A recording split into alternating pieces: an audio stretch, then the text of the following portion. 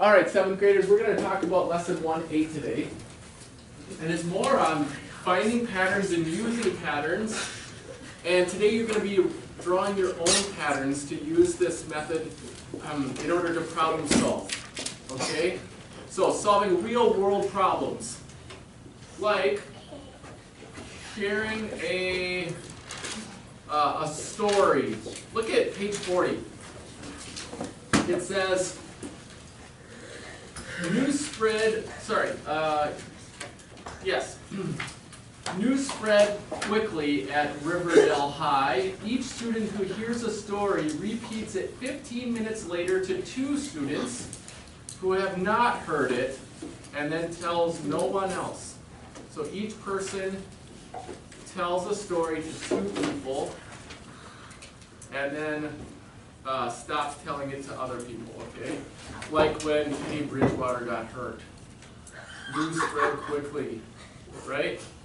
So imagine that news story, somebody heard about it, tells 2 people, and then those 2 people tell 2 people, and those 2 people tell 2 people. Now, if we were going to draw this out, we would start with 1 person, and then, well, wait, let me move this circle to the middle. And then those people tell 2 people, and then those people tell 2 people, and 2 people. So draw this out. Start drawing out this pattern. Now, it also says that this occurs every 15 minutes. So, suppose 1 student hears a story at 8 a.m. How many students will know by 9 a.m.? Ariana?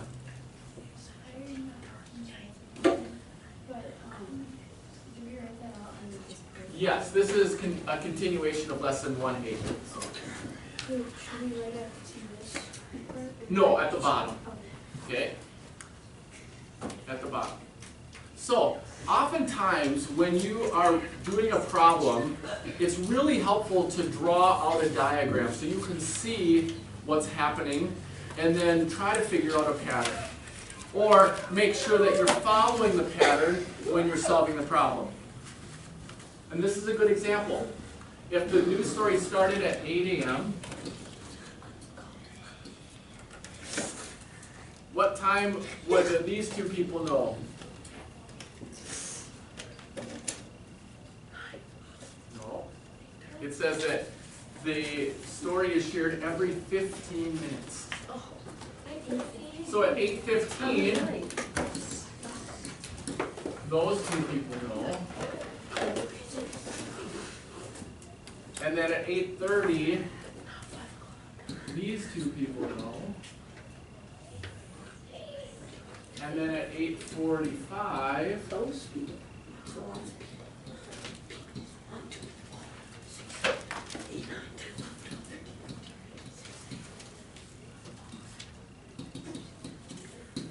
Right? And then these 2.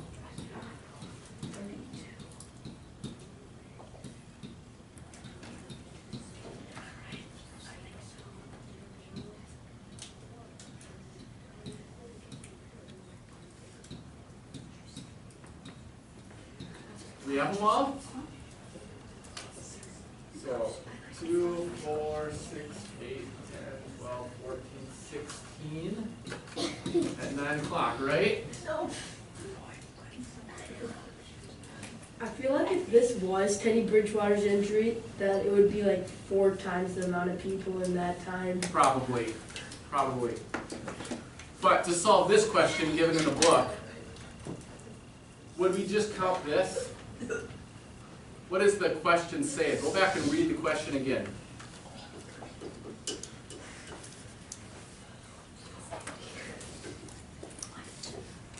What does the question say on page 40? Roy, can you read that? How many students will know the news at 9 a.m.? So how many students know the news? At 9 a.m., by 9 a.m., how many students know? Carson? 16? Other ideas? 30? Why 30? Okay, so don't all these people know the news story? Yeah. So it's 16, 8, 4, 2, and 1. 3, 7, 15, 16 is 31 people. Plus 1 is 32. Okay. So by drawing this out, you can keep track of the pattern. You can keep track of how it's progressing. And then you can also add up the numbers at the end. This would be a really complicated problem if you just sat there and tried to think about it and get the number just by using your head or mental math. But when you draw it out, it's a very simple problem. Okay? So, settle down, guys. So it's really helpful to draw out diagrams like this when you have several things you have to keep track of. And that's what you're going to be doing for today. Go to page 42. Let's do another one. This is part of your homework.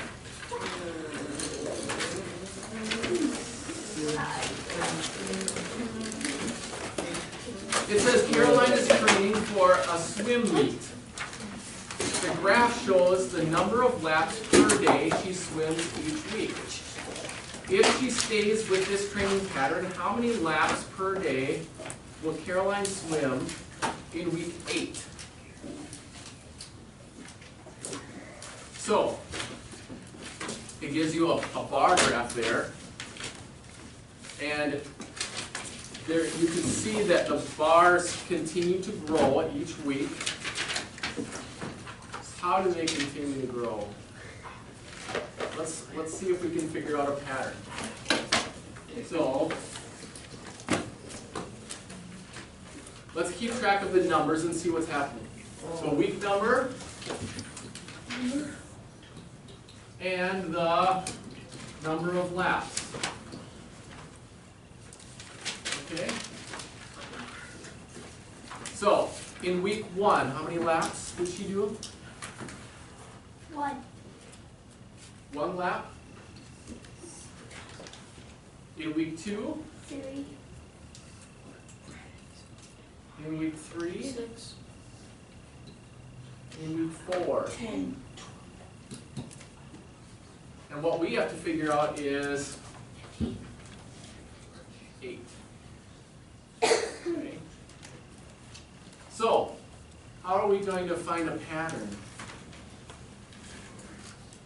How do you find a pattern?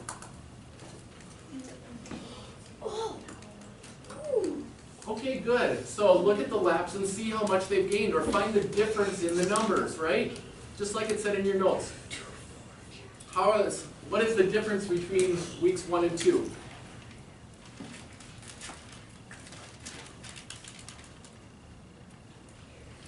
Ariana? Yep, plus 2. 2. And then, Roy? Plus 3. Plus 3. And then Plus 4. plus 4. Good.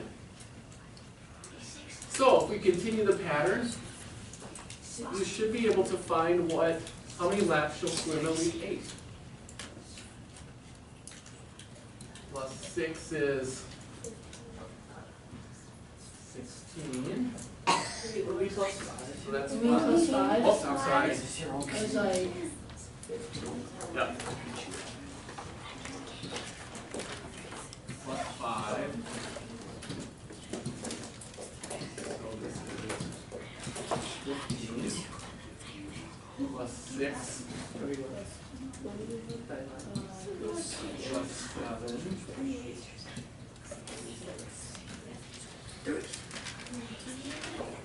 Plus 8. plus 8. 36. Now go back and read the question. Whenever you finish doing the math, you should always go back and read the question and make sure that you are answering the question being asked. Does it say how many total laps you've done? Like in the first question we did, it said how many total students know the news at 9 a.m. Not just the last row. What does this question say? Jeremiah? Number 1.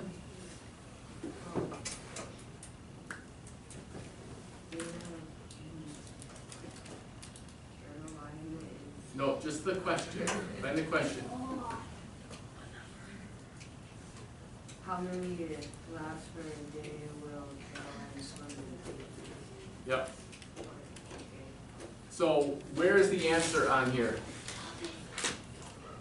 Just the 36, right? Just the 36 laps. So in your answer, you have to write 36 and label it so we know what we're talking about. 36 laps per day. Okay?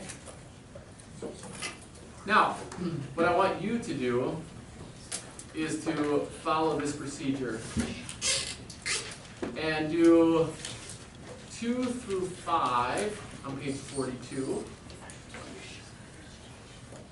2, 3, 4, and 5. So your assignment is actually 1 through 5 total.